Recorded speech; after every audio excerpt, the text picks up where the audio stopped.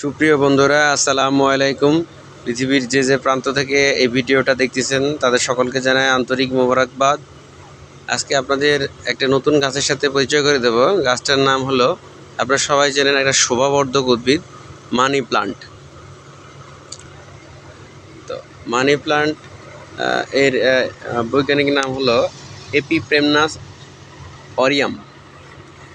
এটির উৎপত্তিস্থল ফরাসি পলিনেশিয়ান দ্বীপপুঞ্জ, প্রশান্ত মহাসাগর এর উৎপত্তিস্থল।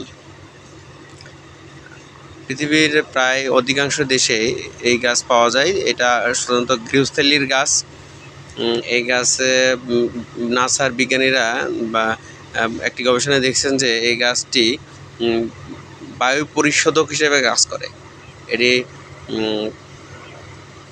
কার্বন মনোক্সাইড থেকে শুরু করে বেজলিন, বিভিন্ন ফার্মালেইড, বিভিন্ন খারাপ যে বায়ু দূষিত করে যে সমস্ত উপাদান, এগুলো শোষণ করে এবং পরিশুদ্ধ অক্সিজেন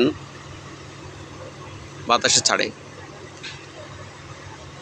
এই গাছটি সাধারণত লতা জাতীয়, এটি দীর্ঘজীবী উদ্ভিদ। এটি সহজে এক থেকে আরেক স্থানে লতা এইভাবে শিকড়ের মাধ্যমে সে উঠে যেতে পারে। এটা অর্ক জাতীয় উদ্ভিদ। এই উদ্ভিদের যে পাতা, এগুলো কিন্তু বিষাক্ত। গৃহস্থালিতে বাচ্চারা অথবা পশু পাখি যদি এগুলো খায় তাহলে বিষক্রিয়ায় আক্রান্ত হতে পারে। তো এগুলো শাক বা অন্যান্য কিছু হিসাবে না খাওয়াই উত্তম।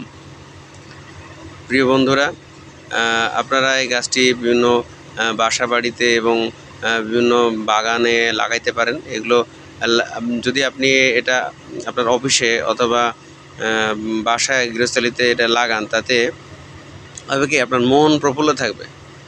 আপনার পারিবারিক বা বাসার যে পরিবেশটা সুন্দর করবে। আপনি যে অনেক কর্মক্লান্ত, এই গাছটার দিকে একবার তাকালে আপনার মনটা রিফ্রেশ হবে। তো একটা মিথ প্রচলিত আছে যে মানি প্লান্ট গাছে নাকি সুখ শান্তি আনয়ন করে। আসলে এটা কতটুকু সত্য আমি জানি না। তো আপনারা এই গাছ, এই মানি প্লান্ট বেশি বেশি রোপণ করবেন এবং পরিবেশের ভারসাম্য রক্ষা করার জন্য সাহায্য করবেন, এই প্রত্যাশা ব্যক্ত করি। আসসালামু আলাইকুম।